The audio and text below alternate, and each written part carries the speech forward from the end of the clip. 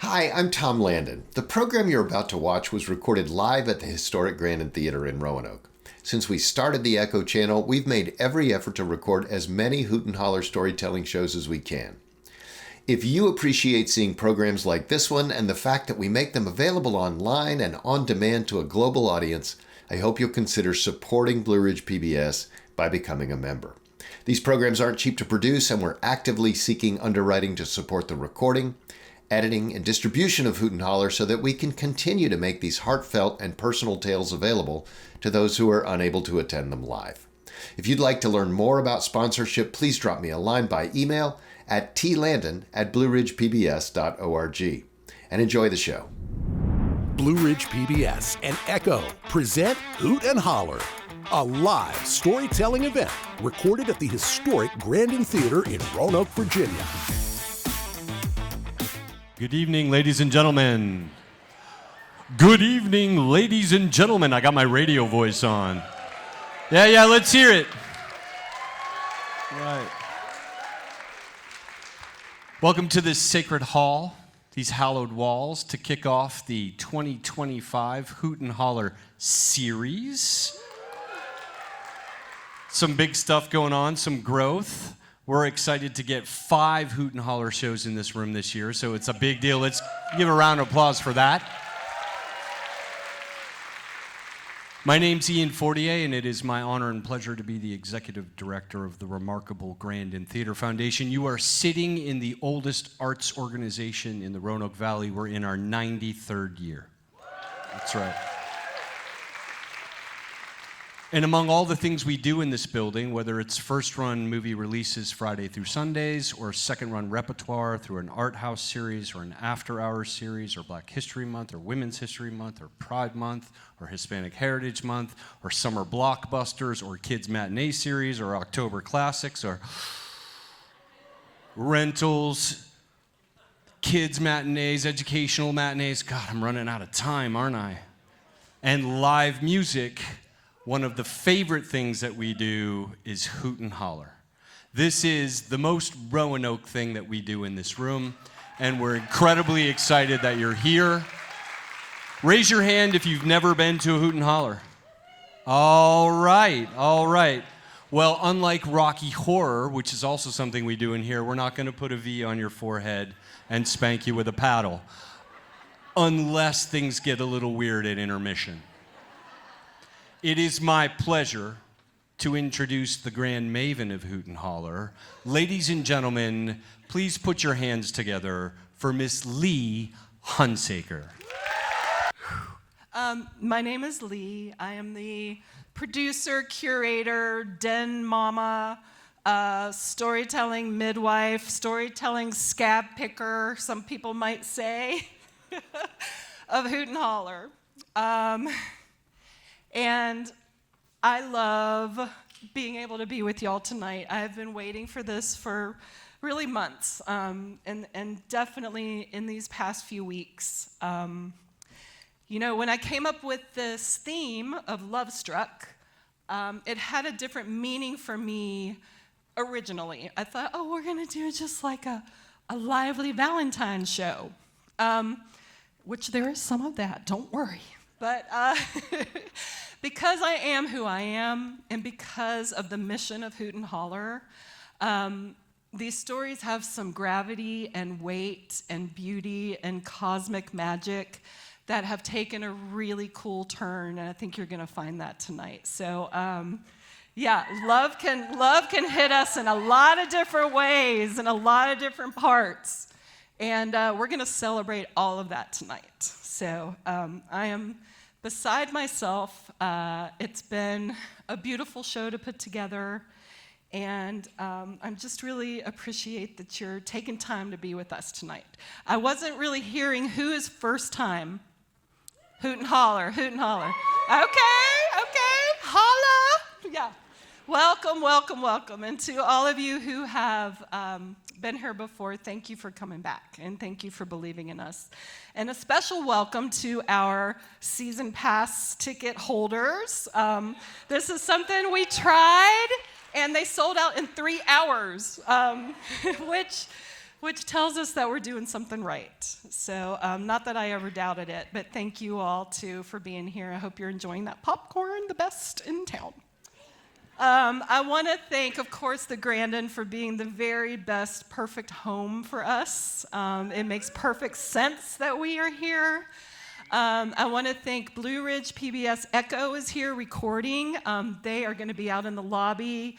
Please stop by and visit with them. They have been such champions for us recording our shows. So if you know of people who couldn't get to the show, be sure to direct them to that channel. So thank you to them for being here. And thank you to Sam, our fabulous, fabulous DJ.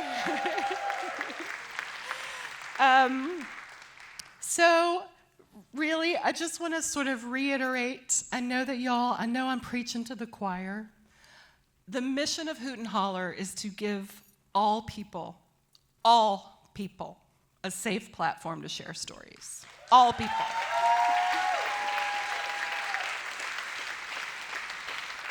In my mind, sharing stories is a healing balm, and I think it breaks down walls. I think it breaks down barriers, stereotypes, and it is about unity and love and tolerance. So thank you all for being here to give that to us up here tonight. Thank you for believing that too.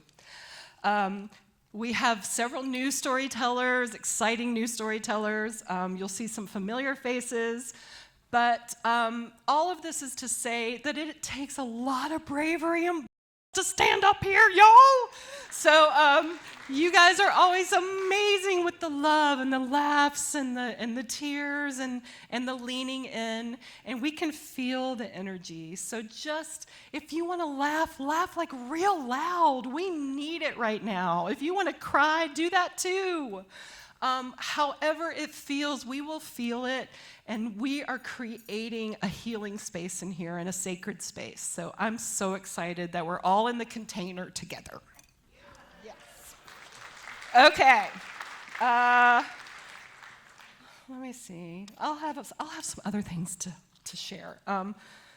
We are. No, I'm not going to say it yet. Okay.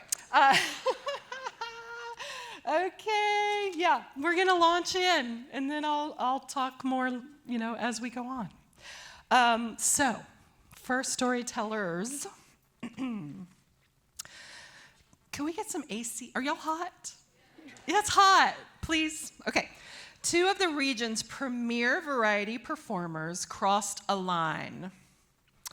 Bebe, a burlesque dancer, producer, and advocate, swore never to mix business with pleasure.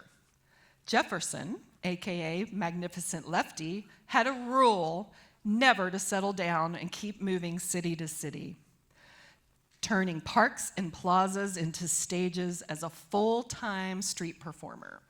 After years of denying the tension between the two, these extraordinary performers have thrown caution to the wind and said, might as well be extra. Please put your hands together, bravely going first, Bebe Demure and Jefferson Rose.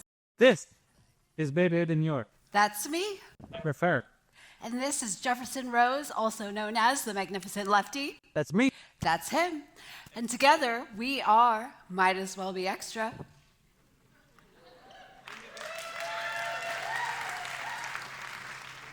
Individually, we're reporting the country with little old Roanoke right here at home. Bebe started performing burlesque just pre-pandemic, and in a few short, trying years, became an internationally touring toast of the industry. Thank you. Thank you. I'm producing a stunning array of shows right here at home. And Jefferson was car camping on beach boardwalks and pedestrian promenades, internationally as Roanoke's only full-time professional street performer, going on to create Roanoke's first busker festival, bringing in stars from as far away as Sydney, right here to the Star City.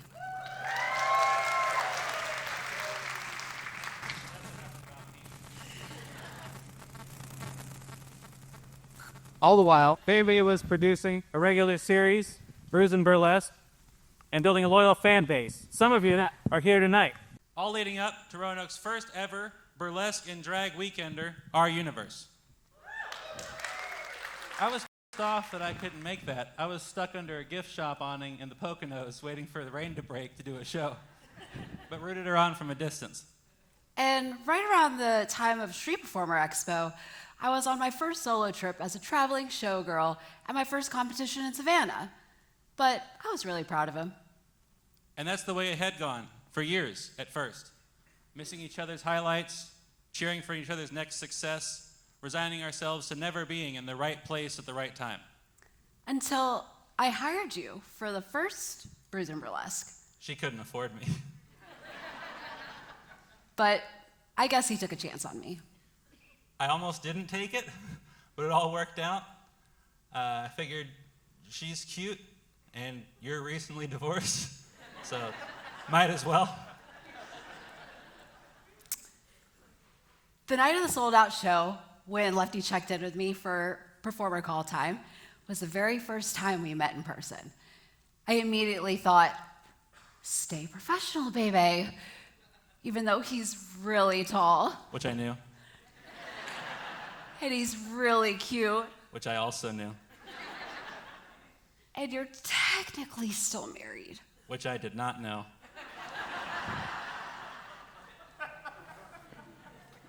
I had a rule at the time. No romantic involvement with other performers.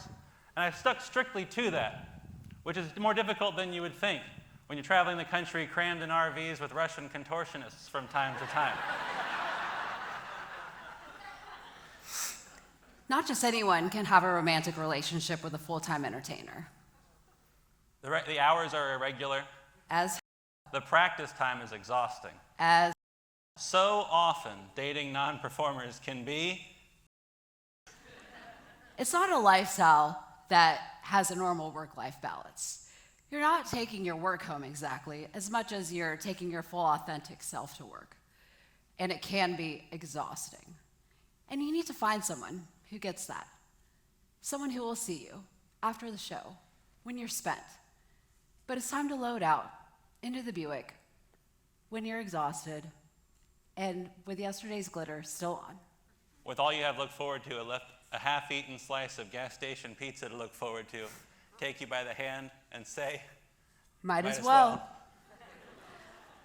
There was no 2 truths and a lie, or what's your favorite color, on our first date to the Salem Fair with buzzing games and bright lights and sharing fried Oreos. And we found we had a lot in common off stage too. Both born at night, We're both Libras, both big Chuck Palahniuk fans. both big into football. Go Ravens. How about them boys? And we both found that we loved being surrounded by decadent, kitschy, Americana. You strip away the chrome, the neon, and the plastic, and all you're left with is a passion for a good story, which we both got early going to the Maryland Renaissance Fair as kids. I keep trying to find out if we were there on the same days because he tells the story of going to the Maryland Ren Fair on his 10th birthday in chainmail his mom made him in waffle knit long underwear. And that was the day that he was inspired to be a performer. We thought we had a lot in common. Lefty liked Bebe. That's me. That's her. And Bebe liked Lefty. That's me. That's him. But you hadn't really the chance to have met Jefferson. And you had never met. There's a weird duality being on stage.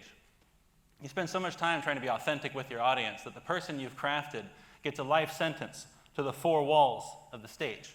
And who you are outside of that becomes the performance. Always writing, always producing, always plugging. And we've got a table in the lobby. Because it seems like that's who most people care about. The people we've constructed. And we were worried that once we opened up, that they'd put us back in that box. We made each other open, and it's so rare. So rare that we almost didn't trust it. After dealing with people that are so hollow and no deeper than cardboard. You learn to go through life backwards, loving someone first and trusting them later. You can wax on about your dreams and aspirations right away, but it takes a while to admit to somebody that you hate peanut butter Wait, you hate peanut butter? And Lovestruck, seemingly out of nowhere. And I was in a pretty precarious position right away. There were boundaries that we swore we wouldn't cross.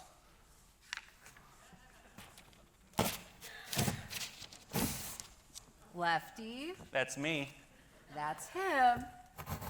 Hadn't even taken me out for a steak dinner yet. No, but there were fried Oreos on a stick.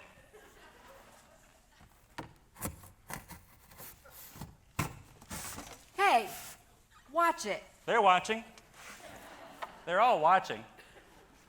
It all went wrong when I broke my hand right before our first trip touring together in Florida. We got to the gigs. It all worked out, but it was close. We went south. I put my last $30 in the gas tank on our way to travel in St. Petersburg to perform for the holidays.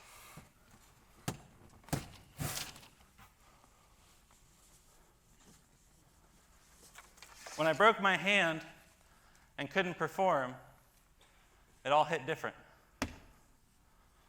The bills. The car broke down. Doing street shows, getting run off by the cops. The not knowing that always drove me on to the next show.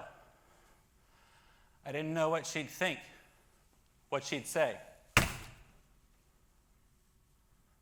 Sharing Christmas with a beach picnic on the Gulf of Mexico was beautiful. I still carried all of that shame wrapped up in my throbbing wrist.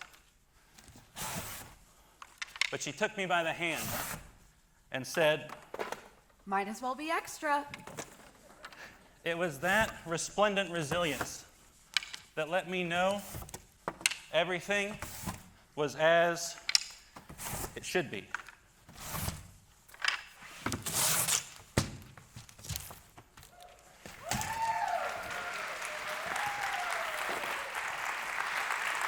Told you so. You're always right, but still, shut up.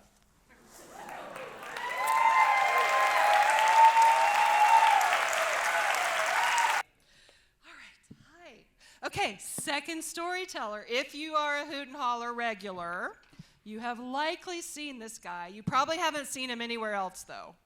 Only here on stage. As my co-witchtress, a word that he coined, my co-witchtress, he strives to wave his wand of magic everywhere he goes and bring people together in the spirit of love and gratitude.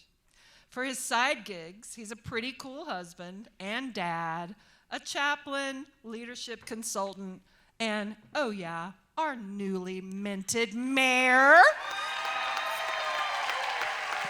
Put your hands together for Mr. Joe Cobb. Hello, Roanoke. How's everybody? Good. How about this bat crazy world we're in? Isn't it good to be here tonight? I love that Lee has created a love nest for us to dwell in.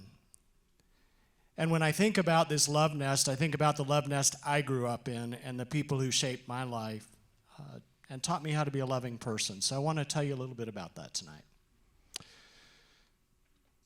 On an afternoon 24 years before Dr. Martin Luther King Jr. uttered his nation-changing dream, a photo depicts a little black boy named Eddie and a little white boy named Billy, sitting side by side with Billy's dog Tiger in between them. Little did they know they were already revealing part of the dream. I don't know if you remember, but Dr. King said one time, I have a dream that little black boys and girls and little white boys and girls will join hands together.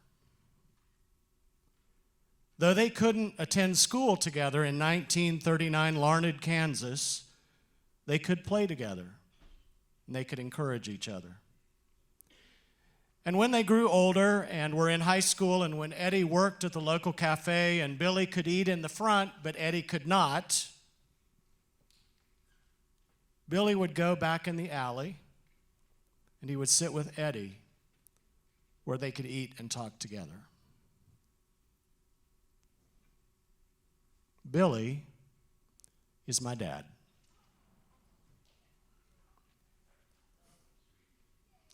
And Eddie was his best friend growing up. The day my dad died in 2020, I was going through a box of photographs and found this photo, which was no bigger than the size of a wallet. And I carry it now in my wallet. It's a reminder to me that during the dreadful days of Jim Crow and intense racial discrimination in our nation, two little boys, one black and one white, were best friends in western Kansas.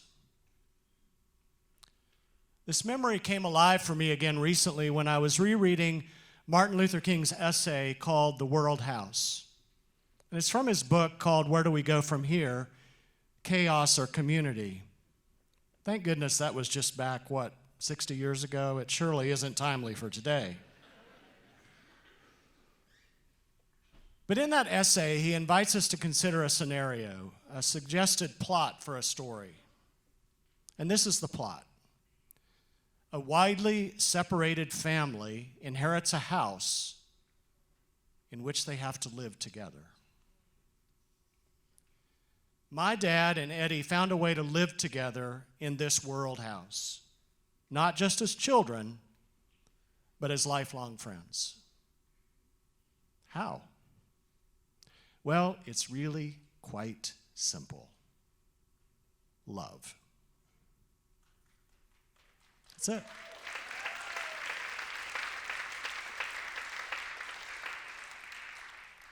My dad was raised in love. He taught me how to love with his words, with his life, with his actions. He taught me that whether fighting the corrosive evil of racism, the grave problem of poverty, or bending the arc of justice to find an alternative to war and human destruction, we are all called to a greater and deeper turning to the one true source of what can transform our character and work toward justice. And that is love. I believe our greatest calling as human beings is to love one another by honoring and celebrating what makes us unique, and by discovering what we can create together, because only love has the power to truly transform. And when we start from a place of love, we can do anything. We can face our greatest challenges and transform them into possibilities. We can look our most daunting fears in the eyes and transform them into moments of awe. We can turn our clenched fists into open hands. We can sit with our deepest, darkest despair and transform it into unbounded hope. When Dad became a Marine in the early 50s in the Korean War, he wrote letters to his mom, Mabel. And in one of the letters, he included this photo of him. He's grown up a little bit. He's the one over here, looking kind of cool and casual, with a cigarette in his right hand. But he's forming with his friends a pyramid of trust. Look who's on top. What if the world was more like that? This is what my dad did every day of his life. With me, with my family, with his friends, with strangers. He lifted us up in love. My dad, Billy, and his best friend, Eddie, are gone from us now. Yet their vision for a peaceable kingdom and a loving kingdom dwell in their descendants and in us who continue the work toward beloved community. They showed us that no matter the color of our skin, we can join our hands together and bring about the dream that all may dwell in love and in peace. Let's make it so. Thank you.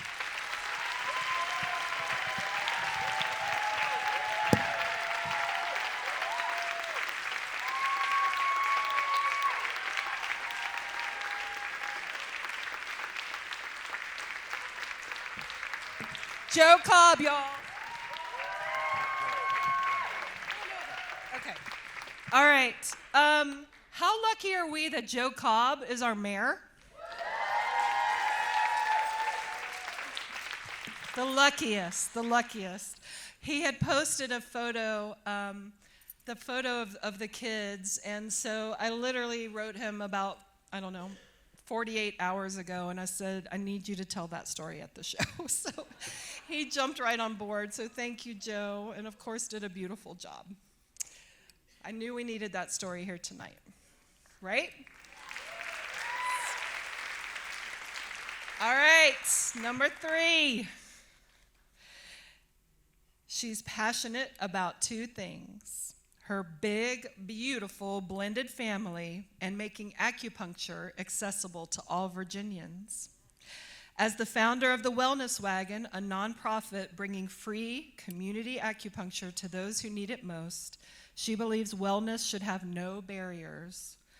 Join her mission by attending the Wellness Wagon fundraiser movie night on March 11th here in this room, featuring Dope as Death, a groundbreaking documentary rated 100% on Rotten Tomatoes. There's going to be information out in the lobby. Check it out. This is my soul sister. We are friends. This is another person that I grabbed and said, you got to be in the show after I read this beautiful piece she's going to share.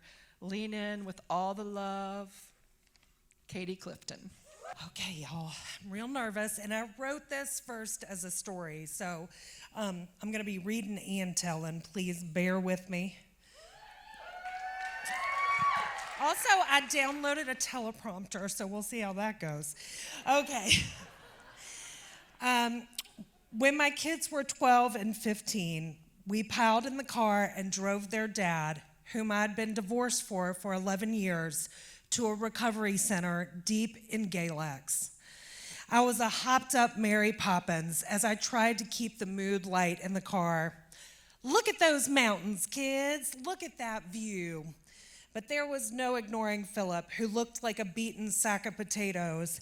His eyes were red-rimmed and glassy. His face was swollen. Despair and shame rolled off him like a cheap cologne. I knew I couldn't shield the kids from it with my exclamations of, remember that game we played when you were a kid and we counted cows? How many in that field? I couldn't shield them, but if I wasn't going to try. I'll never know if it was the right decision to take our kids with us, but I didn't have the fight in me to say no when they proclaimed that they were coming. Philip chose to sit in the back with my daughter. His shame was too great to sit up front with me. I would steal glances at him in the rear view mirror and want to reach back and just pat his hand gently. I'd done it a few times in the past 3 days, but we weren't used to touching each other after so long apart, and it felt weird. After 30 minutes or so, thankfully, we got into the groove of the drive, and we started to tell funny stories about our family. Each silent pause gave us too much time to think about what we were doing and where we were going, so we tried to fill the space with a better history. Are you all hungry? I glanced in the rearview mirror, and the kids nodded their assent. Philip replies, I could eat. Okay, then, we'll let your dad pick where we go. I wanted the kids to see that I wasn't mad at their dad, so I let him choose. How about Cracker Barrel? Philip replied. It's right on down the road. Cracker Barrel? Cracker Barrel?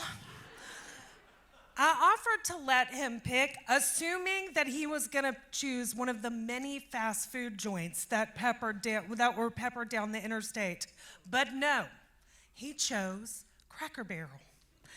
I'm not opposed to eating at Cracker Barrel, but money was tight for me then. Before every purchase, I had to check my bank balance just to make sure I was not going to overdraw my bank account. I was not expecting to pay for 4 people to eat at Cracker Barrel that week. But how could I say no during this desperate moment? I silently imagined giving Philip the finger, but outwardly, I said in my most chipper chirp, "That sounds like a great idea." Cracker Barrel. Like wind-up toys that have reached the end of their crank, the mood in the car was exhausted as my little broken family pulled into the parking lot. We hoped we were in the final moments of a silent battle raging in our family for years. Our bodies felt that rest was coming and the adrenaline was winding down. Years later, I am shocked by the depth of denial I had in regards to my ex's addiction. It gives me profound compassion for people who can't see what's happening right in front of their faces. I have been around addiction since I was a teen, yet somehow I could not wrap my head around what was going on with my kid's dad. Denial is not just a river in Egypt, it is a river that flows through my soul. We were like zombies in our approach to our table. Even the kids seemed as dazed as Philip and I. We lurched over to our seats. The restaurant was buzzing, full of old people and families. Happy chatter bounced off the walls and into our weary ears. As I scanned the menu, I took a deep breath and decided, "Fuck it. Everyone can get whatever they want. These are the moments that credit cards are made for." Broke single moms taking the family out to breakfast during a crisis. I knew that comfort food was an appropriate human response, and I knew we would all try to get a side of mac and cheese if it was served for breakfast. Our little band was tender with each other. Our small talk and joking, there was no sarcasm. Our skins were too paper thin for that day. After we ordered, I went to the bathroom, and when I returned, I noticed 4 men, tall and trim, wearing starched button-downs and crisp jeans. At least one of them carried a gun. And y'all know that's not unusual in Southwest Virginia, Cracker Barrel. But they were standing over this one table, constantly scanning the room, like hoot owls looking for prey. I sat down, totally annoyed with their ridiculous, zealous protection. Good Lord, did they think someone is going to run away with their wives and daughters from Cracker Barrel? My inner eye roll was deep. As I settled into my seat, I noticed an old man sitting at the table that was surrounded by these matchstick men. The man's finely pruned face was so familiar to me. Holy Philip, that's Jimmy Carter. My kids looked back and forth between me and their dad, having really no clue who Jimmy Carter was. Philip's face broke into...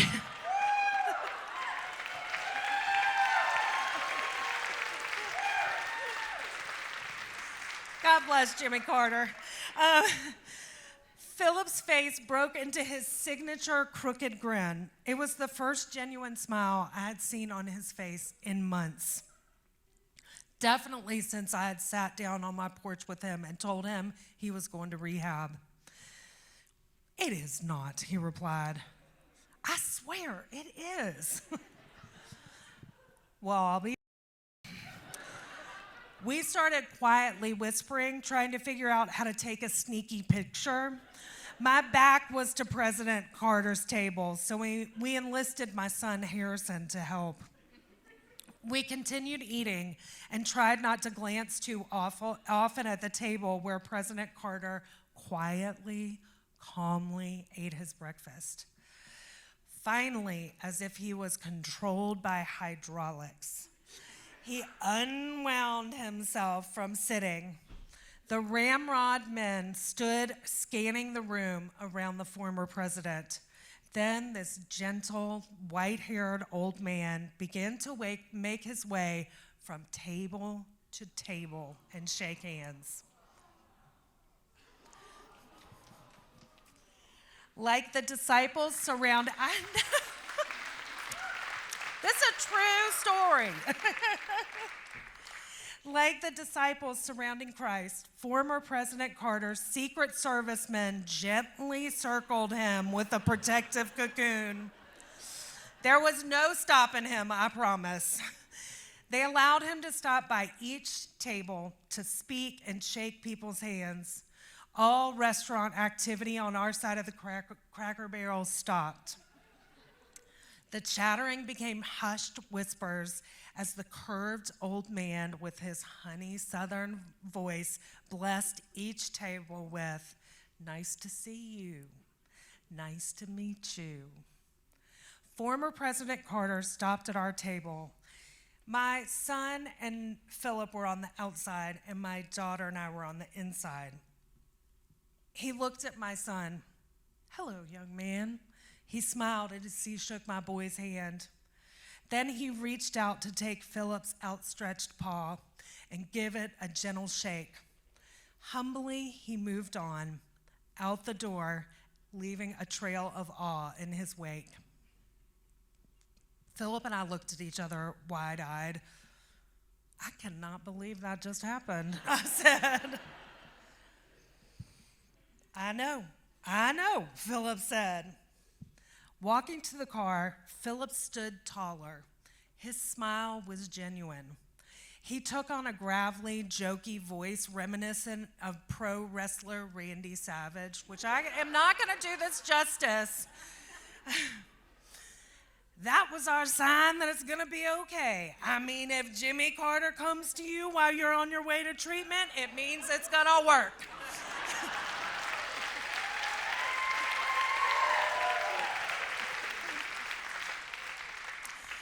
I laughed. "I guess so. Let's hope so." I watched my kids as they ran across the parking lot. I needed to believe that this stint in treatment would work. The Galax Recovery Center was a stark contrast to Cracker Barrel. We stood awkwardly in the check-in area. I filled out the paperwork for Philip as he spoke to the woman behind the glass. My kids looked around wide-eyed, shuffling their feet, glancing at each other in a silent language only they understood. My ex looked like a broken man. He teared up as he hugged our children goodbye. I walked toward him. "I'm gonna hug you." We both laughed with tears in our eyes because it kind of sounded like a threat. I squeezed Philip tight. "You're gonna be okay." He nodded his head into my shoulder. We pulled back and looked at each other for a moment. I patted his arm and said, "Just remember Jimmy Carter." We both chuckled as tears slid down our cheeks. Then I turned and I ushered my kids out the door and back home. That was in 2018. Philip has been clean ever since.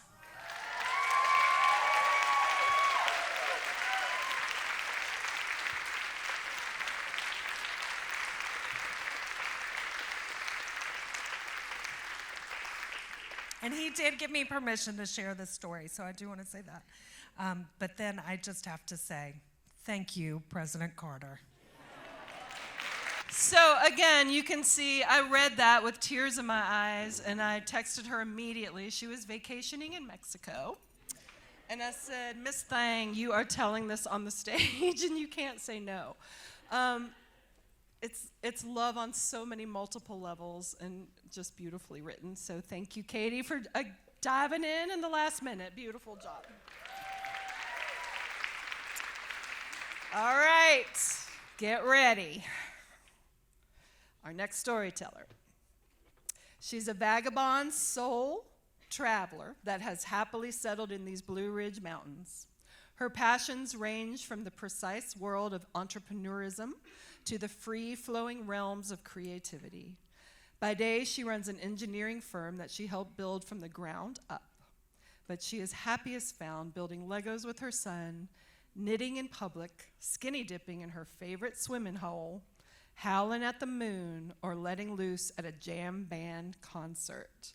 Lean in for this brave thing. Please welcome Stephanie Stotts. Y'all, what a beautiful night this has been. I'm so grateful for this night and for Lita for putting this night together. It's meant like a ton to me. And I know to all of you. We all need this. So thank you, Lee. A white flurry of a blizzard raged and seemed to swallow the Montana highway whole as I drove. The winds howled and rattled the windows of my beat-up Subaru as my coworker Christy and I drove from a conference in Butte, Montana to her hometown in Livingston. As my wipers struggled to keep up, we debated the odds of anyone finding us if we had drifted off into a snowdrift. I didn't know Christy well, but I knew one thing about her. She was fun, and she was good at being single. I was 26. I had just left the Mormon church in my marriage to a Mormon man. I had no idea who I was without the church, let alone how to date in a secular world. But when she suggested that we stop into the cannery in Bozeman, Montana to let the snow clear, I decided to lean into whatever the snowy bar experience had in store. The cannery was a cozy kind of watering hole where ranchers, college students, and professionals all gathered together for friendly banter. The drinks were strong, and the jukebox set the mood. Christy wasted no time in teaching me about shots, and I was shocked at how fast those kicked in. Before you knew it, she and I were up on the bar, leaning into our best Coyote Ugly alter egos. However, during my best hip shimmy, my boot slipped and I almost fell. But as I gathered myself on that bar, I heard a laugh. Some people talk about love at first sight. For me, it was love when I first heard that laugh. It was warm, robust, and easy. And as I made my way down off the bar, the owner of that laugh was reaching up to help me. His hands were rough, his eyes were deep blue, and he had a smile that melted me. He wore a shearling jacket, iron jeans, and boots, of course. As it turned out, Christy knew him and his friend, so we spent the next few hours drinking and dancing some more. The snowstorm hadn't cleared up, so Christy decided it was best that we stay in Bozeman that night.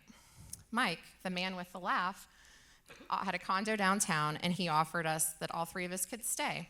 So we went back to his place, drank copious amounts of water to make up for the shots, ate some frozen pizza, and listened to some more music. When it came time to go to bed, his friend Jim took the couch, my friend Christy took the guest room, and Mike offered to sleep on the floor so that I could have his bed.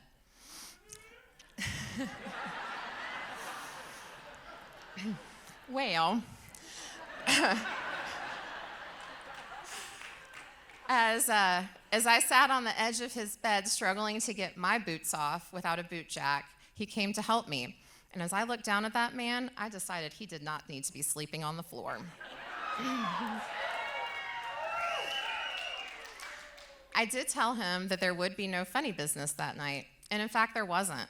We stayed up well past when our buzzes wore off, talking about all the paths of life that had brought us to this night. Mike had just ended his engagement with a Jackson Hole princess, and in fact, there were still moving boxes all around that condo. The next morning at breakfast with all four of us again, the way he looked at me had changed. He was quiet, and he held my gaze with contemplation that felt like concern almost. When Christy and I loaded up to leave, Mike asked for my number, and I gave it to him. So over the following weeks, he called frequently, but we lived 4 hours apart, so we didn't see each other. One day when I was sitting at my desk at work, he called me and asked about my plans for the weekend. And before I knew it, he'd convinced me and Christy to join him and his friends for a long weekend in Las Vegas. So off to Sin City we went. As a Mormon, I had never been to Vegas, let alone indulged in any of the activities that the city is known for. I felt like I was getting a weekend version, a Cliff Notes version of worldliness. I had just learned about shots, and suddenly I was going to topless pools, ordering martinis, letting it ride in poker, and had mastered the art of tucking a tip into a stripper's G-string. All along the way, he held my hand as my tour guide to this newfound intrigue. He was fascinated by watching me experience everything for the first time as I was enthralled by it all. Before we went back to the hotel that night, he pulled me away from the group, and he told me that he wanted to stay with me that night, but he didn't want us to have sex. So I agreed. We went back to his room, he drew a bubble bath, popped a bottle of champagne, and invited me into the bath. And then he proceeded to lather and shave my legs with the utmost care, planting kisses all along the way as we went.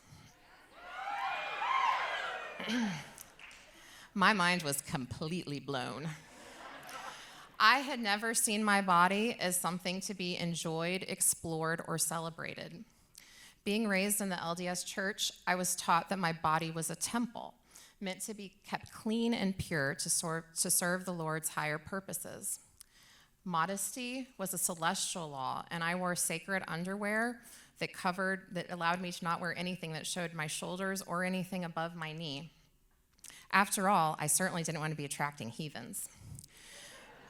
Sex was forbidden outside of marriage, and even getting to first base would land you in your bishop's office, where you had the privilege of confessing your sins in explicit detail to the patriarchy as an essential part of your repentance process. I followed these rules and felt proud when I married a returned missionary in that Cinderella, Washington, D.C. temple a few weeks before I turned 19. After marriage, sex took on a very different role. My body's higher calling was to bear many shiny, happy Mormon babies, and that was our plan. But things didn't go as we had hoped. A year of trying turned to 2, and then 3, and eventually we began fertility treatments, artificial insemination, and in vitro fertilization. Nothing worked for 6 years. I was devastated, and I felt like my body, my temple, was failing me, and I grew to hate it. Sex became mechanical, timed around temperature checks, hormone injections, and withheld for upcoming procedures. There was nothing intimate about it. Each attempt only reminded me how I was failing at what I believed was my most divine calling. I watched my friends fill their pew at church with children while mine remained bare, and I grew bitter. But then that day, as Mike shaved my legs, something awakened within me. He served as a mirror, allowing me to see my body as beautiful and worthy of attention that wasn't solely focused on procreation. I had never experienced that kind of intimacy before, but I was hooked. We didn't have sex that night, and not for the next 2 nights either, but we kissed till we had rashes on our face and explored each other with our hands and mouth as thoroughly as possible. It came to our last night in Vegas, and I knew that I wasn't leaving there without experiencing all of that man. I can tell you that that night was more spiritual than any church service I had ever sat through.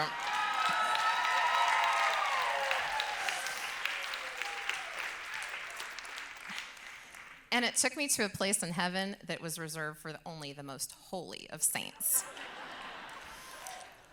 I would have stayed there in that hotel room with that man for at least another week before I needed or wanted anything else. But I went back to Great Falls, and he went back to Bozeman. And during the following weeks, we saw each other as often as we could, driving feverishly just to any place we could possibly get our bodies together. Once the gates were open, I wanted to know everything. toys, ropes, lingerie, positions, oh my. And he was happy to show me all the ways that my body could experience pleasure. We had confessed our love despite the fast timeline, and I couldn't even imagine my life without that man or his hands on my body. A few magical months flew by, and then one day I received a call from Mike. When I answered, I could immediately tell something was off. He choked up and he told me he needed to discuss something difficult. I knew his engagement was put on the rocks by his fiance's relationship with alcohol, but the final straw came when she tried to run him over when he tried to stop her from driving. The night ended with her crashing into their neighbor's home, and he broke off their engagement. Her father, a well-to-do figure from Jackson Hole, had come to town to talk to Mike. He begged Mike to give his daughter another chance. He told him that she was in the very best of rehabs and that she would have the best of outpatient care when she came back, and things would be different for them now. They'd booked a bougie resort in Jackson Hole 2 years in advance, and there were people flying in from all over the country to attend. Mike told me that he couldn't let these people down and that he was going to go through with the wedding that very weekend. He confessed that the trip to Vegas was his bachelor party, a fact that he nor his friends had told Christy or myself. I was devastated. I felt like the immediate loss of contact with him was like I'd lost an appendage. I would wake up in physical pain, longing for him and how I felt when I was with him. On the days leading up to the wedding, I held my breath, thinking he must surely change his mind. But when the pictures of the reception started to roll in on his groomsman's Facebook page, I knew it was over. And just like that, my cowboy was gone.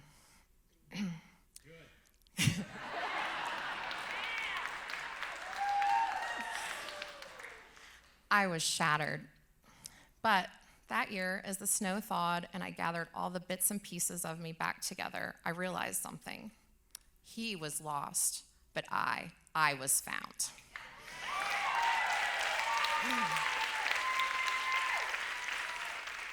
I traded yearning for a cowboy's love for a deep love affair with myself.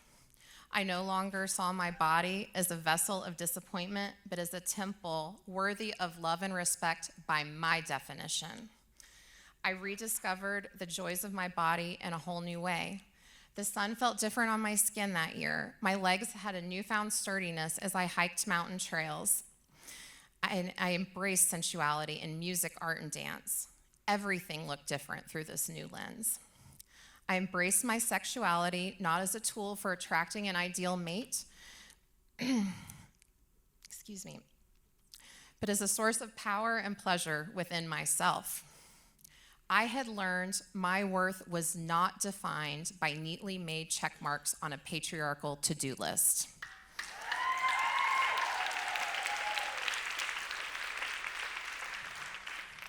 I was defined by the vibrant, joyful life that I was creating for myself every day. I will forever be grateful to that man for introducing me to the spice of life, but I know that it is my magic to sprinkle on all of my days. Thank you. Okay, we have 4 more amazing stories after intermission. Please go out there and hug your people. And I want to just real quick bring out Tom Landon from PBS Echo to share a little love and do a little plug, because we love them. Thanks, Lee. It's been a while since I told a story here, so I probably need to get back on that horse. I just want to let you know, Blue Ridge PBS Echo, which is one of our side channels, has been airing and sharing and storing and streaming Hoot and Holler stories for several years now. There are 54 clips currently up there of past storytellers. We've done all of this out of the kindness of our hearts, but in recent weeks, given the current situation, we've been asked to not do production that doesn't generate at least some revenue. So, I'm here. Some of you may already be members of Blue Ridge PBS. If you are a member of public radio, you are not necessarily a member of Blue Ridge PBS because we're separate.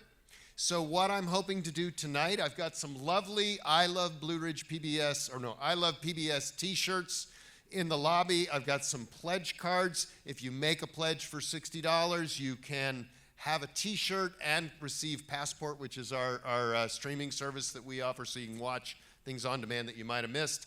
I would really appreciate it. Also, if anybody works for a business that would like to underwrite the production of Hoot and Holler, I would love to talk to you, and I will be at the table on the left out front. Thank you guys for supporting public television. I do take cards, yes. Thank you. What'd you think of that first set of storytellers, y'all? Let's give it a round. All right, please welcome back to the stage. Let's get ready to holler!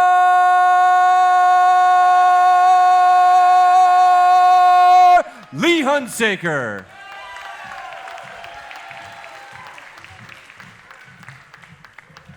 Hey, y'all. Isn't intermission so fun at Hoot and Holler? Like, do you see everyone you've ever known in your entire life? It's like, literally, like, this is your life. I mean, it is the best. So next time we'll do like a whole overnight. We'll just like do a lock-in where we can like, right? We can just do like a pajama party and we'll tell stories for 24 hours straight until we're all like cross-eyed, and that's gonna be amazing. If we ever have to all go into a bunker, I'm gonna just start to work on that so we can all just like be together and tell stories forever. Okay. Okay, so here we go with Act 2. Are y'all ready? Okay, so a little preamble for our next storyteller. This is another person who posted something online, and I thought, this is a love story. This is a love letter. This is a person I haven't seen in, I don't know, decades, but we keep in touch, of course, through Facebook. And so I sent him a note and I said, I wish that you lived in Roanoke because I feel like this would be a great thing to share at our Lovestruck event. And he said, say the word. So this person got on a bus last night in Chinatown and rode through the night from New York to be here to share this story with y'all.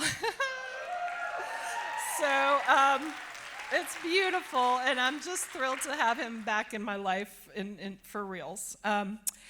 This hometown fella has had a Forrest Gump kind of creative life, from being an extra in the movie Dirty Dancing to playing with dinosaur bones as the exhibits designer at the Virginia Museum of Natural History. He is most grateful for being a dad to 2 wonderful boys and a G-Paw to 2 grandsons, one born just 3 weeks ago. Please welcome, and this is the truth, my first grade sweetheart. And really extra love, he truly just jumped into this fire, so come on in and welcome this Spitfire, Bill Bond.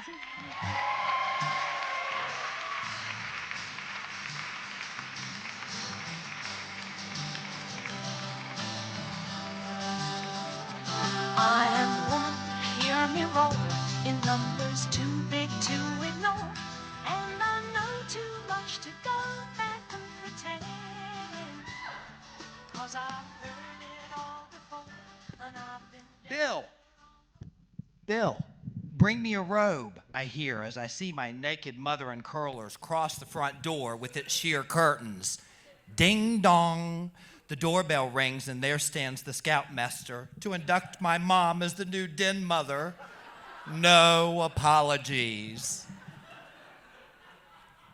Southern moms make no apologies. I grew up with the single-handed hurricane of a mom who taught me the power of perseverance and how to be comfortable in my own skin. She was so full of spirit and never shied away from a challenge, like the time she entered the Roanoke Chili Cook-Off and built a huge stucco booth that wouldn't fit into a pickup truck. She also strong-armed my fair-skinned prom date to burn like a chili pepper all day in the hot, blazing sun, handing out chili samples. Our prom pictures were ruined, but Mom won a top prize. This is a bit surreal to be here tonight. I was here when I was 15 years old, and this was the Mill Mountain Theater. I was in The Sound of Music, and I was the Friedrich von Trapp. I live in New York City now and love to tell people I'm a biscuit in the city. I'm here to rise and shine, just like my mom taught me. I can because she did. I moved there 16 years ago to exercise my craft at the adult table. No job, no place to live, just me and my talent. I was either brave or I was crazy. I built puppets, filmed a music video, and learned the city as I shared a hostel in Harlem with 14 internationals touring the United States. 6 weeks in, and I landed a dream job as the visual director of an established Upper East Side clothing company. I worked hard and quick my first few months and secured a terrific flat in Coney Island overlooking the beach. I was so incredibly excited, I knew that I had to have Thanksgiving with my family here. I called my mom, and she made arrangements to secure my children and bring them for the holiday. I was buzzing to share it all. I prepped and shopped as I could. It was my busiest season, dressing stores nationwide for the holiday. The final store window is on Madison Avenue, so I invited my family to come and help me snow the big window. I head to work and leave a crisp $100 bill and a list of last items needed for the feast and ask if they can get them. As the winter light fades, my children, my mom, and her fourth and final husband arrive at the store. We fill the window knee-deep with buckets of snow, and they chatter about their day in the city. I ask, did you get the sweet potatoes and the collard greens and the other items? Did you get them? Silence, followed by a sideways look. Well, I pressed further and realized that none of the items were procured. Lucky for me, I worked next door to the most expensive bodega in Manhattan. So, at double the price, we were ready for the feast. The next morning, we bundled up and take the 40-minute train ride to Midtown to watch the Macy's Thanksgiving Day Parade. Riding the subway, my mom looks at me and says, "I couldn't have done what you did, moving here." I looked at her and I replied, "But you showed me how." The parade was incredible, so fun to see in person with people you love, and creates a special memory. It's never the same again on television. You just feel more connected. We return to my flat and start to prepare for dinner. My mom and I are in the kitchen making stuffing. Hers is wet and gooey, and mine is crispy with just enough wet to keep it together. She tells me, "You need more stock. It's going to be dry." I hold my ground. The meal is served, and we dive right in. Out of the clattering dishes and silverware, I hear my oldest say, "This is the best stuffing ever," as he's shoveling mouthfuls of food in. We both quickly look to see who has one-star baker. It's me. I have one-star baker. She looks at me with pride, but no words. Had I really become an adult in her eyes over stuffing? The rest of the visit was glorious as I danced my family around the new hometown. And then they left, and I was reminded what it feels like to be left alone with love. My mom called me this Thanksgiving. She sounded raspy, frail, and weak. I didn't like it. As we talked, she said, "That Thanksgiving at your place, it was the best, right?" It was. In these simple words came the full grace of my mother's love. Her favorite movie was Annie Mae, a film that mirrors her life in character and spirit. No one is more love-struck than a mother, and yet it's the most complex relationship we have. We watch them be laundress, chauffeur, short-order cook, Cub Scout leaders, gardeners, warriors, counselors, and the fountainhead of our dreams. This is love. My mom passed away 2 weeks ago, and I wrote this haiku to frame up our relationship. My mom's love for me, made of chewed gum and cat fur, keeps me close to her. I love it because it's mine, and I see it through my lens of love. So now, for the first time ever, she'll have to sit quietly while I say a few things about my mom, Miss Ellie Dwayne Thomas Bond Perrymore Britton Pearson.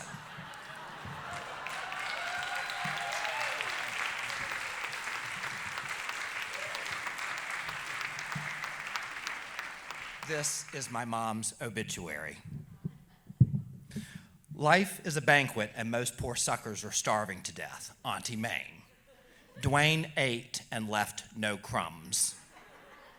Born to two loving parents in Roanoke, Virginia, Star City of the South, our young heroine enjoyed horseback riding and the fellowship of a lifelong friend that would become the yin to her yang. She married young, moved to Texas, and started a family with her pilot husband. 2 children were born, a girl and a boy. 2 tours in Vietnam helped end the marriage. Lots of smoking. As a newly single, smart, well-read, independent, and talented woman, she worked her skills as a secretary for many organizations, including the Roanoke Valley Rebels. More smoking. As a single mom, she jumped right in, sewing cheerleading uniforms and making costumes that were Broadway ready. For vacations, we camped and we swam our summers away, teaching us how to use our resources and navigate the world. She cooked exotic foods and opened doors full of possibilities by supporting all of our endeavors. Dwayne could hustle. She hustled right into organizing and managing all the volunteers for the Roanoke Centennial Year celebration, always including her 2 unwilling children. A fresh second military husband and a move to Germany gave her the opportunity to travel and become more sophisticated in her style and taste. She made us eat curry. Years later, her mother developed Alzheimer's, so she returned to Virginia.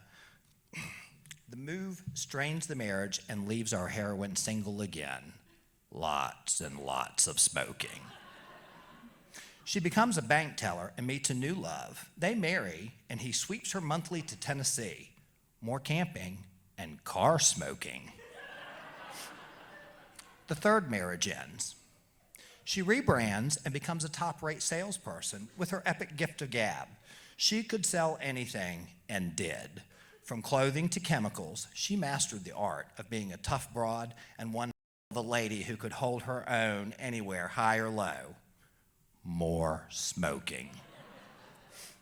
She was single with 2 teenagers, 2 aging parents, too many dogs, and a lot of grit. We held wild parties, and she knew it. She was the cool mom. All the smoking. Then, on a random day in a small bar, she met her person. The love they shared was special and true. It doesn't always look the way we think it should, but this one stuck and stood the test of time. And they smoked. They married and moved to Richmond. She used her fantastic eye for design to run several shops selling antiques. A job move to San Antonio, and a stroke of brilliance, she designed, patented, and produced the Wheel Thing, a beach wagon sled made of blow mold plastic, owned only by an elite few. A show of her drive and determination. Dwayne loved and lived a bold life with no apologies. She was brave, creative, loving. She never met a stranger, and she made the world's best pot of coffee. All of her fingers were green, not just her thumbs. When she became our Nana, she elevated her game to superstar shopper and showered us with extravagant gifts. However, her lessons in love and the tools she gave us are more than enough of a real treasure of a life well lived. We will love you endlessly and always share your story. Thank you. Can you see why I made him get on that bus? Oh, welcome home, honey. Oh my gosh. Okay. Woo!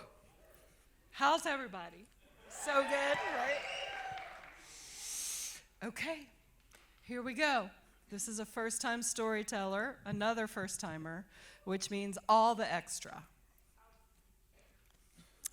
She's been spinning stories long before she knew what an audience was, starting with convincing her younger siblings that she had magical powers.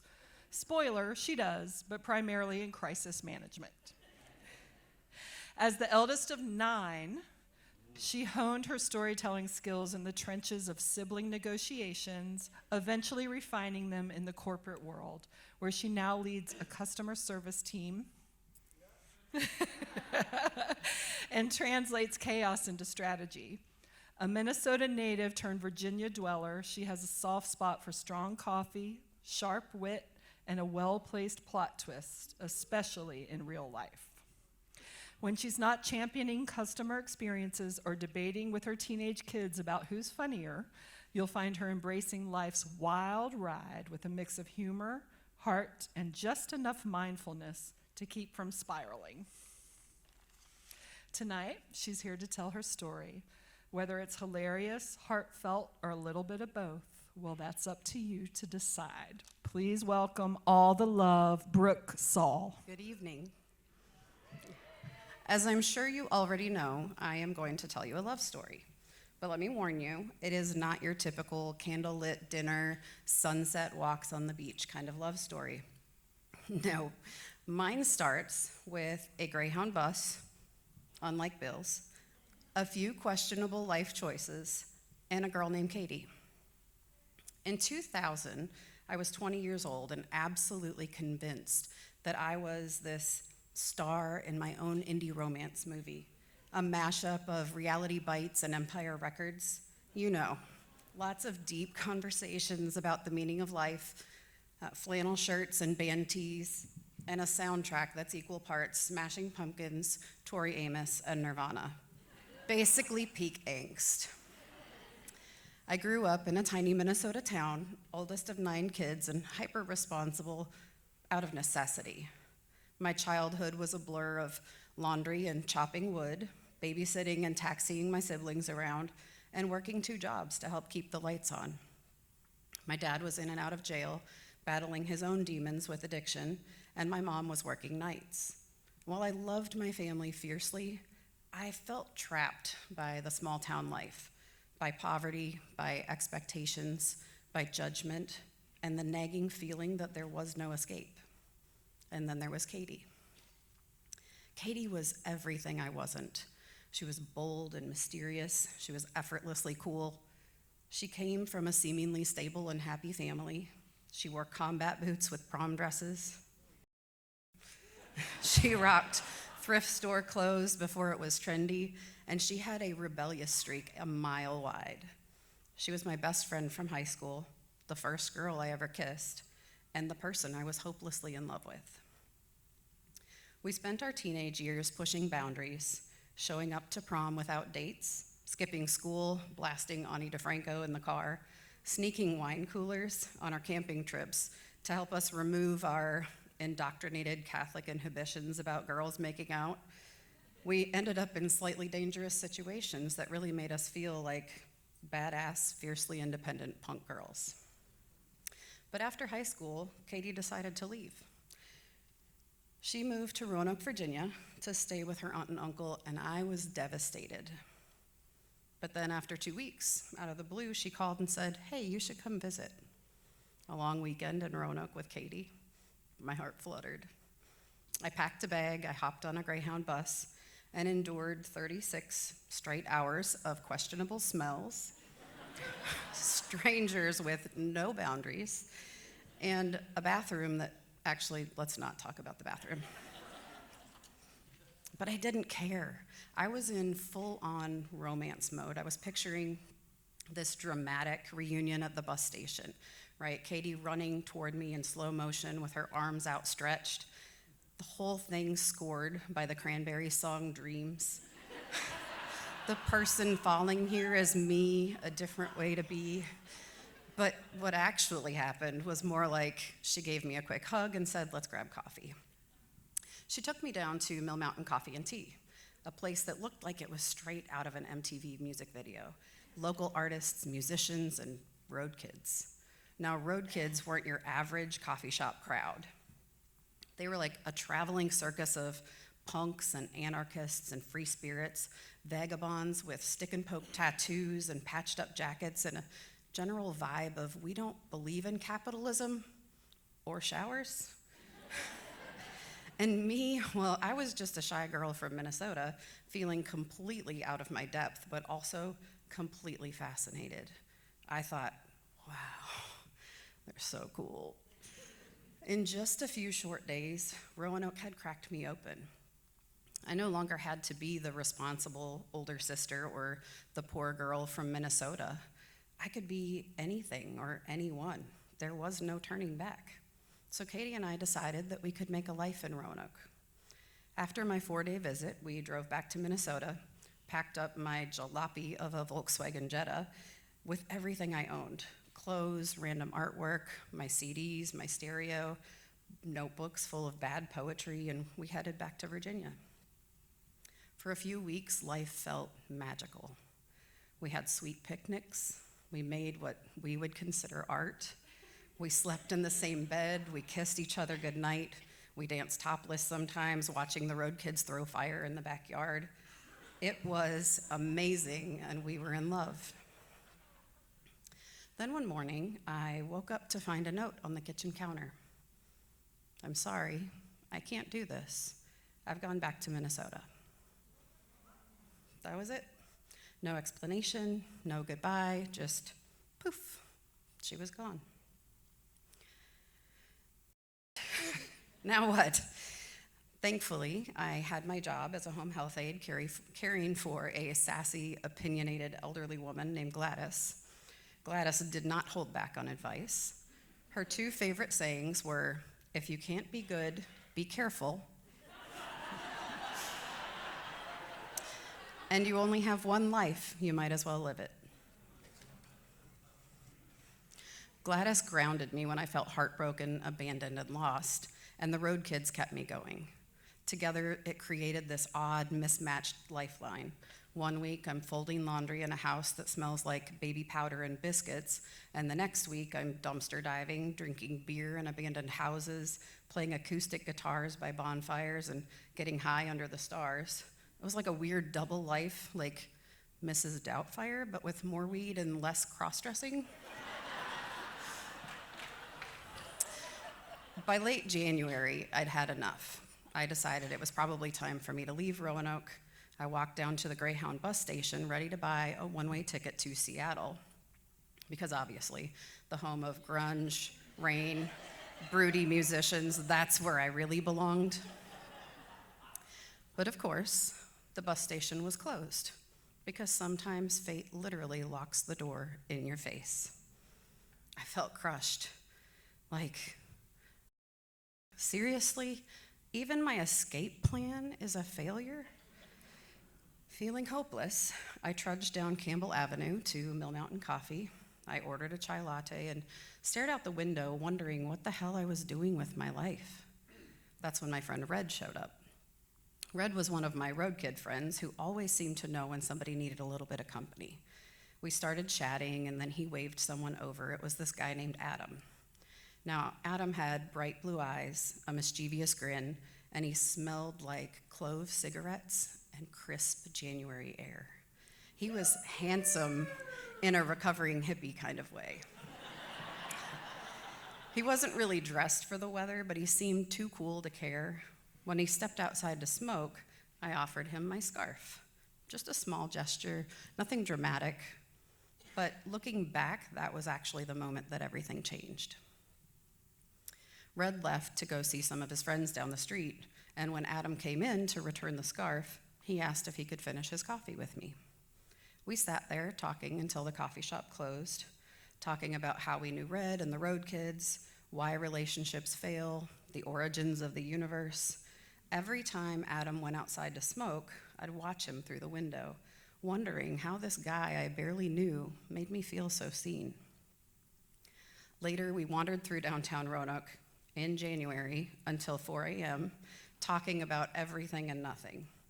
Later, he walked me to my friend's house, and I made it really clear, I am not looking for a relationship. I had just had my heart broken, and I was not about to let that happen again.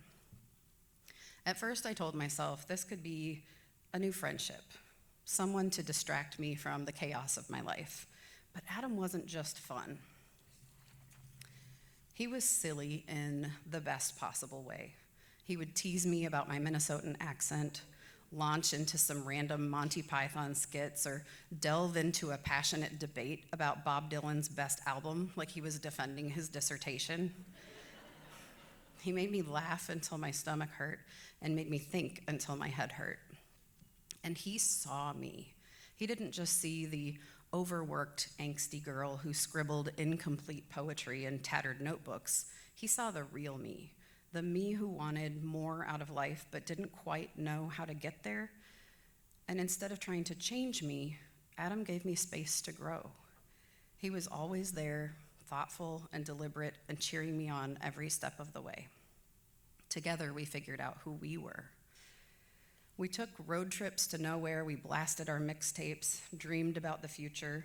We got complimentary skull tattoos to signify till death do us part. And somewhere along the way, we built something that I never thought I'd have, a life filled with safety, stability, and love. We've created a home that is free from the chaos of my childhood, a place where we could both grow into the best versions of ourselves. And I'm so proud of how far we've come, of the family that we've built together, and of the way that we've held on to each other through it all. I'm trying to see him, he's out there. 24 years later, we've traded dumpster diving for estate sales, but we're still the same at heart. We love live music and road trips, and you can still find us at the Waffle House late at night, along with our 2 kids, loading up the jukebox with our favorite 90s songs and talking about life's big questions. You know, I thought my love story was with Katie, and I thought Seattle might be my destination, but life has a way of surprising you. I found that my forever wasn't in a dramatic or cinematic moment. It was in the little things, the way Adam makes me laugh, the way he sees me, and the way we've created this beautiful life together in a town I never expected to call home. Roanoke wasn't just a stop on my journey, it became my forever. And Adam, he's the most beautiful twist in a story I never could have written myself. Thank you. I'm not going to point Adam out, but I'm assuming Adam is, wiping his tears, I hope. But wow, love. Oh my gosh. Okay, we have 2 more amazing stories. How's everybody?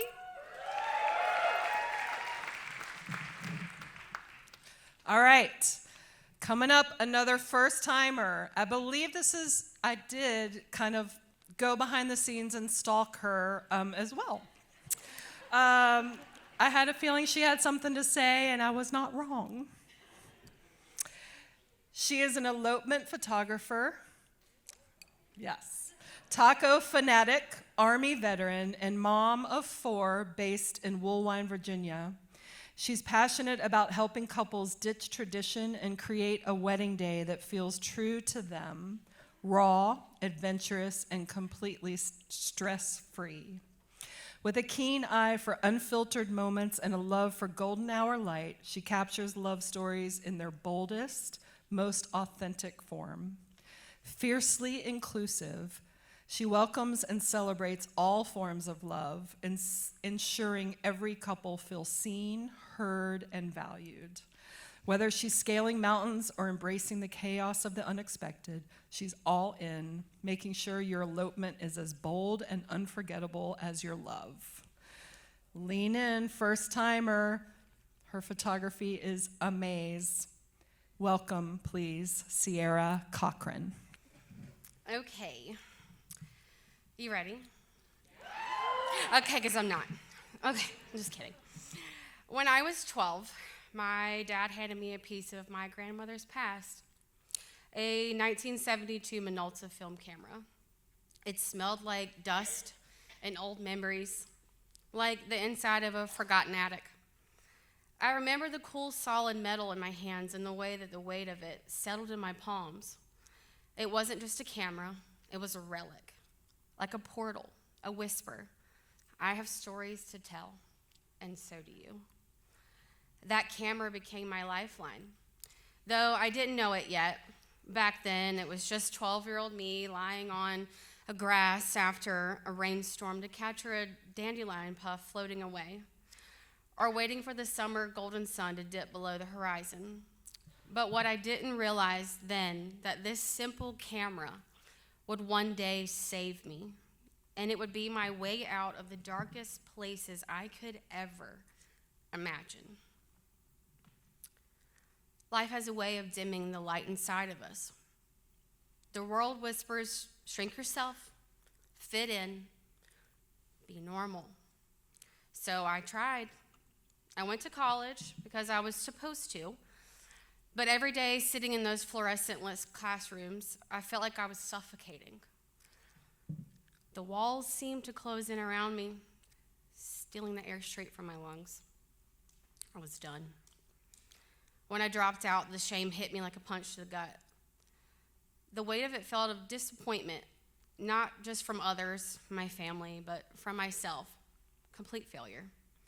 So I buried my dreams, locked my camera away in the closet, and tried to convince myself that survival was enough.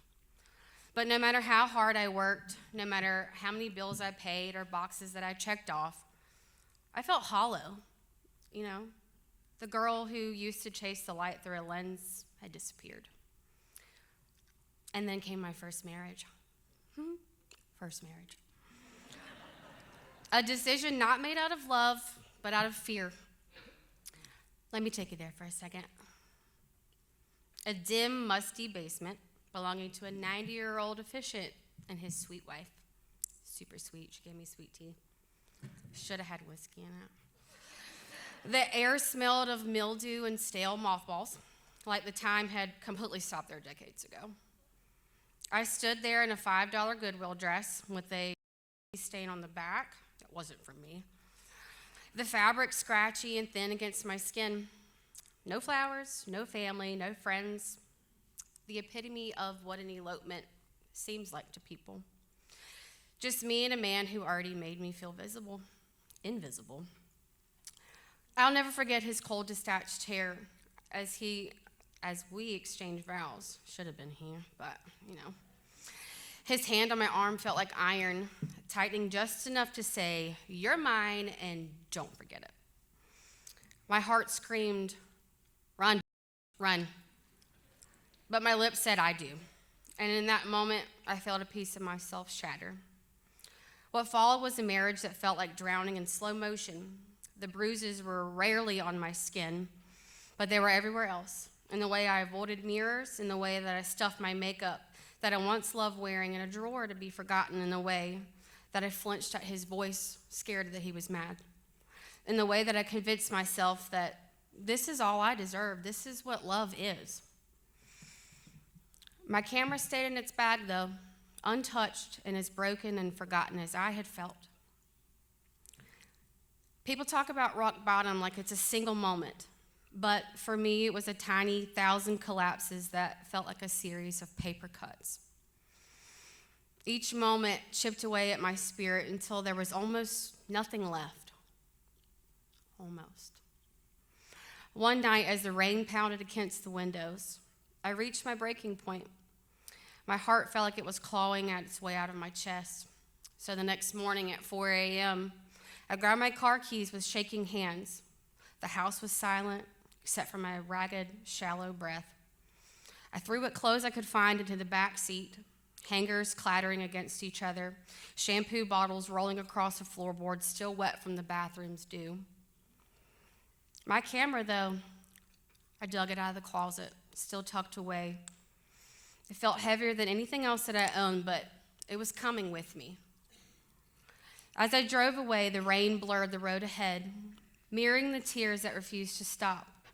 The storm raged outside, but also inside the car.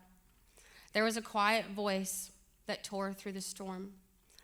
"You're still there." Sorry. "You're still you. Just keep going." So I did. I joined the Army in 2014.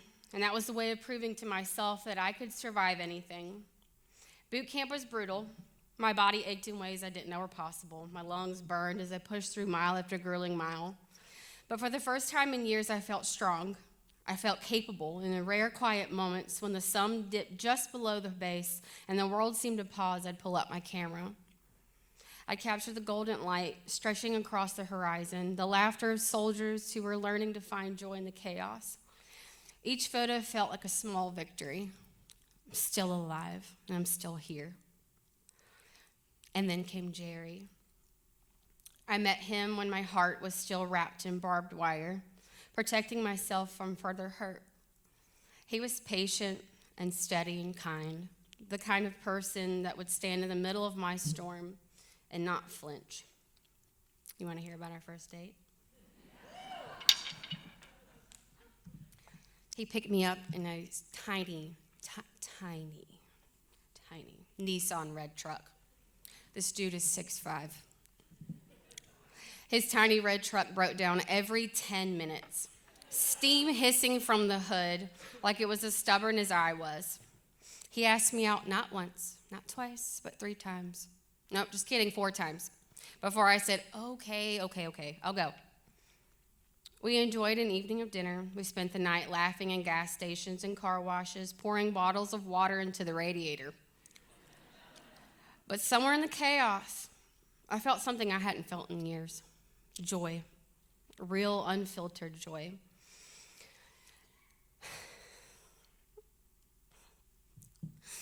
He wasn't just a second chance at love. He was proof that love didn't have to hurt. I didn't have to shrink myself to be loved. I can wear all the makeup that I want. We were married 2 months later, and the rest is history. We've been together 9 years. He's sitting over there. We have 4 beautiful babies together. So after leaving the Army in 2020, I made a promise to myself, no more silencing the voice inside of me anymore. I decided to finally pursue my lifelong dream, photography. I took my old friend out of its bag and dusted off the lens. I watched the tears fall onto my hands as I held that Minolta camera. It was as if it whispered back, "Welcome back, my old friend. You finally found us." Needless to say, photography became my obsession quickly. I poured myself into it, teaching myself everything I needed to know. I photographed everything I possibly could, and then I found elopements. Elopements are raw, messy, and real. Just like life, they're about freedom to be married the way that you want. Vows exchanged on mountaintops as the wind howls, laughter echoing through the quiet forest, moments that are entirely their own. This isn't just a job for me. It's a fight for something bigger, a fight for authenticity, for love without limits, and for people to see themselves as enough. Those moments told me, this is where you belong. I realized that the same old voice, the one that told me I'd never make it in the Army, that told me I wasn't worthy of love, was the same voice trying to sabotage my dreams. But I wasn't about to let it win. Nothing is impossible with love on your side. The challenges did come, and they still come. At least 3 times, I've almost shut my business doors. I'd wake up to an empty inbox or a harsh criticism online, and I'm thinking, maybe they're right. Maybe I'm not cut out for this. I should just probably quit. But every time I was on the verge of quitting, something or someone reminded me of why I started. A couple moments stuck out for me. A couple whipped out joints and lit them with a blowtorch mid-ceremony. A couple who performed a blood oath under a full moon. That was gnarly. Couples who get their elopement date tattooed on each other mid-ceremony. We listen and we don't judge. I photograph elopements because I have lived the weight of regret. I know what it's like to look back on your wedding day and feel like it wasn't yours, it was stolen. I also know what my couples feel like when they're scaling the sides of a mountain in the sprinkling rain, making the best of their day, giggling the entire way. The way their warm embraces are more like clinging to a fleeting moment, like they don't want their elopement day to end. The way they holler out with pure joy as they ride off on their Harley into the sunset, wind whipping their hair all around. I have pictures to prove it. It's the moments like these, with every couple that I work with, it's a reminder that love is worth fighting for, that freedom is worth fighting for, and every photo I take is a promise to them. This moment is yours. You are enough, and you do deserve this type of love. If there's one thing I've learned through these twists and turns, it's that my past does not define me. I do. A dusty camera for my grandmother, series of heartbreaks, finding my own way. These are just chapters, not the whole story. I have the power to write my own ending. So from the 12-year-old girl clutching that old Minolta camera like a lifeline to the woman that stands before you now, photographing couples who dare to choose their own adventure, I want you to know you can take your scars and make something absolutely beautiful out of it.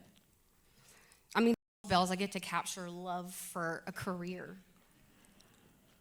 Thank you for allowing me to share my story. And if you're curious about the chapters that I haven't told yet, believe me, there's more where this came from.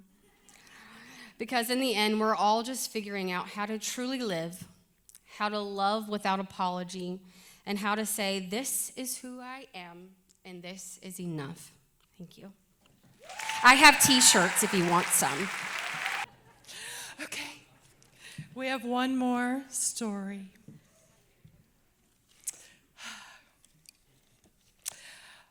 Our last storyteller, you may have heard from the Floyd Fest stage, but she is making her debut tonight at the Grandin, along with two of her dearest friends together on stage. She's been known as a sexuality educator by day, dancer by night, but those lives have become more and more intertwined, as you'll see in just a moment. A beautiful human advocate and fabulous storyteller. Lean in with all the love, Melinda Britt. At the start of this year, I had to have a serious conversation with my girlfriend about another in my life that I wanted to prioritize. I shared that while I was dedicated to continuing to be a supportive, loving, engaged partner to my sweetheart, that I also wanted to intentionally deepen my relationship with dance. Dance, you might be wondering, that's healthy. Everyone should have some hobbies outside of your significant other. This is a good thing to have, and you would be right, except for dance for me is not mere hobby. Dance for me is a passionate love. And when I think about the amount of time and energy that I want to spend on it, the amount of money that I might want to put towards it, the way that I want to plan my day-to-day and life around it, dance is most certainly a partner to me. And loving dance has been like loving many multiple partners over time. First, there was swing, my high school sweetheart. Swing and I, we were innocent, young, love. We would spend afternoons in the science classroom after school listening to big band music. Then there was salsa. We met at the Artful Dodger, a dive bar in my college town. And salsa, the music, it was love at first sight. Salsa twirled me, held me close, moved me, and made me feel ways in my body that I never thought possible before. The connection was undeniable. I think bachata and I started out as friends. Then it blossomed into something more. Salsa and bachata and I, we got all along great. Like the kind of polycule that goes out for drinks and bar food together. Bachata loved and was so passionate about their traditions. And this was something that they shared in common with salsa, both being African diaspora dances. And yet, bachata also loved modernity. Bachata was sensual, fierce, fiery, and fun. What was that? Did I ever go study with merengue? Well, no. I knew people who did, but Merengue and I, we were more like besties. We love to party. Kisomba, Kiz, has been another wonderful dance lover. A beautiful, grounded, gentle dance from the African coast of Angola. Kisomba, we had to start doing some pretty tricky calendar coordination with salsa at the time. Something that my ex-fiance struggled to understand or support. And this Kiz, we needed time and space for this relationship to grow. And so we would schedule these weekly meetings together to get to know each other. And we called these lessons. And I highly recommend them. When Kiz introduced me to Zouk, I was intrigued. Meeting Zouk, I felt like I was meditating. I was in a Zen state.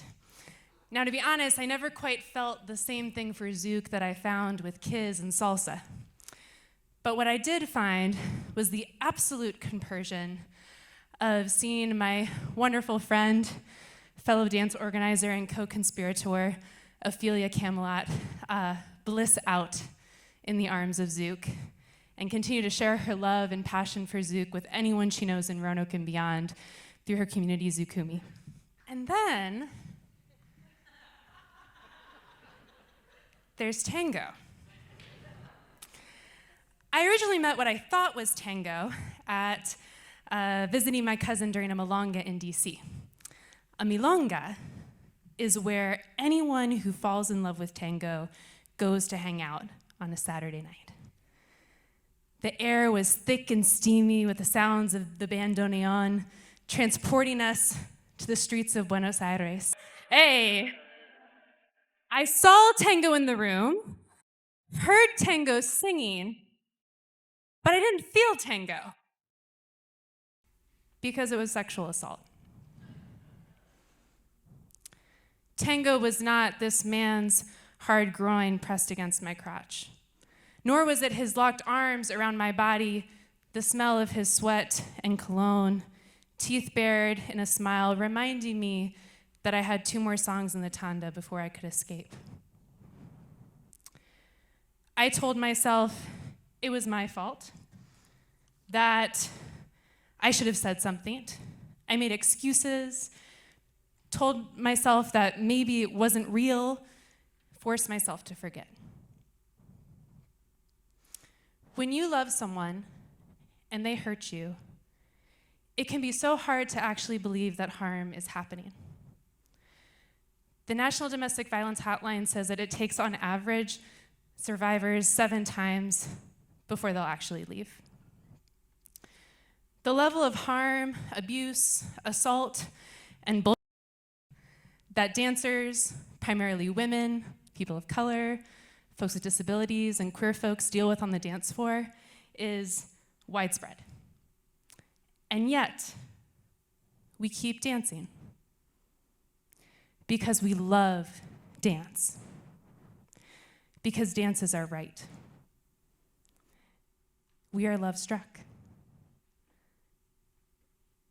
I have to tell you that part of this story is that I have experienced something non-consensual in the arms of every dance genre that I have come to love, even salsa. And yet, it was never dance itself at fault.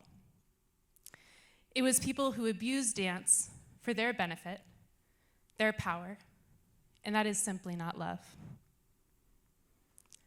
True love is something that allows us to be in the fullest, most whole expression of ourselves. When I came out as gay in 2018, I felt the difference on the dance floor, and it was painful.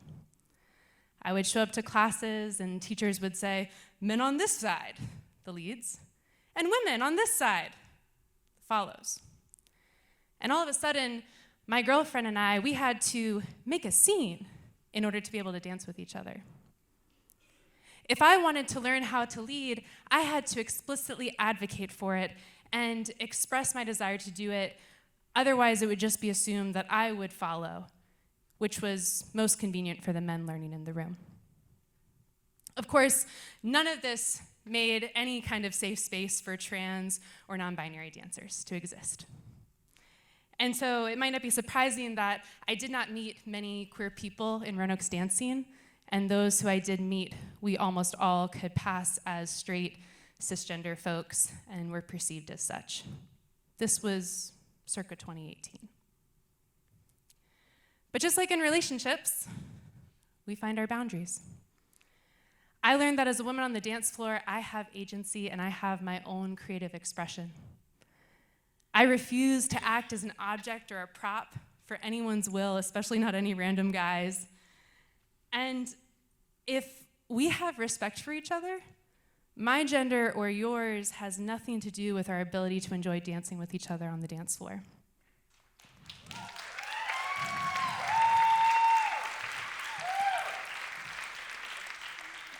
I support dance organizers who are proactive about preventing violence on and off the dance floor, who take time to talk about consent and bodily autonomy in their lessons, because we have to practice that in our teaching space if we want to find it in our play space.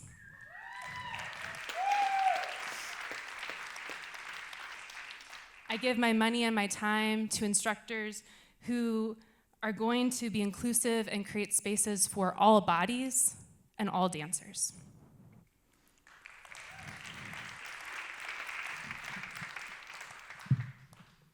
When we know ourselves, eventually we will find the people who will not only respect us, but truly love us and celebrate us. One of those people to me has been Marina Trejo, owner of Dream Dance Studio. And Marina, I would like you to come out if you don't mind.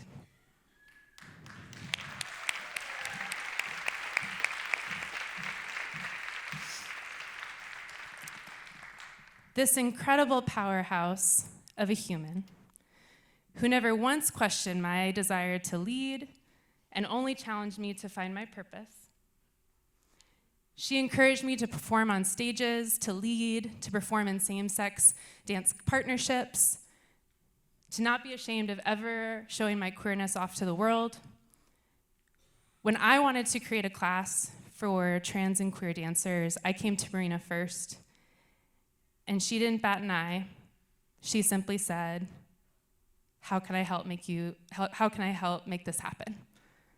And we did it. Dream Dance Studio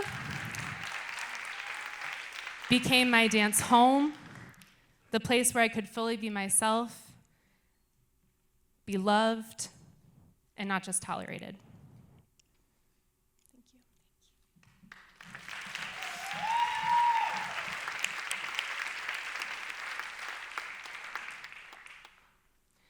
When someone sees you completely in your wholeness and loves you, entire new worlds are possible. That first queer bachata class turned into Queer Dance Roanoke, a community of queer dancers and allies who are learning to love to dance in Southwest Virginia. And as I researched ways in which dance spaces were being created by and for queer folks, it also led me to something unexpected. I came back to tango. Queer tango. Y'all. Queer tango. Woo! I have fallen madly, obsessively, keep me up at night, in love with queer tango. Which brings me back to the reason that I had to have this important conversation with my girlfriend for having space in my love life. About a year and a half ago, meeting queer tango opened up to my eyes to a world of dance that questions anything that doesn't serve our bodies and our wholeness. Argentine tango is historically rooted in marginalized peoples. It was the dance of slaves, of workers, of immigrants, of sex workers, and queer folks. It was popularized and whitewashed into European and American ballrooms. It survived the dictatorship of the 70s in Argentina. And in the early 2000s, Argentine tango was reclaimed by its queer dancers. And queer tango was born as a way to challenge gendered rules about dance and expression, to encourage anyone to dance with anyone as they are. Queer tango is a practice of taking what you learn on the dance floor into the real world of relationships. How you can hold your own balance while simultaneously leaning on others and being supported. How can you move with someone else in partnership while also being a part of something together in the round or circle of community? I love the cultural richness of tango, the preservation of its music and tradition, as well as its evolution. I love the sound of the bandoneon, the crooning of singers, especially transgender Argentine singer Susie Schock. Queer tango, and more broadly queer dance, is growing all over the world. Without immigrants and the histories of liberated Black people, these dances would not exist. And despite transphobia and homophobia, despite violence and harm and threats, queer dance is growing out of the deepest love for ourselves, our community, and our dance. Love and dance are our resilience, making life worth living. I am grateful to have such a wonderful girlfriend that has respected and supported my love life with dance. We still make compromises, and our Google Calendar is our best friend, but she and I in dance all get along, whether it's dancing in our kitchens or out in the world. My wish for everyone here tonight is to have the experience of loving someone or something that will love you back so fully. And if you ever want to go out on a date with dance, make an appearance with dance, just let me know. I set up people with dance all the time.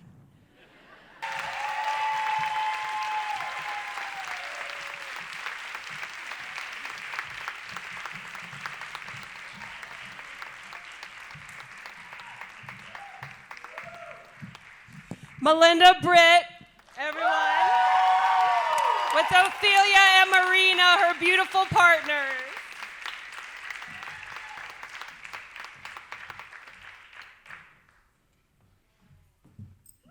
And with that, we have completed these beautiful stories in this event.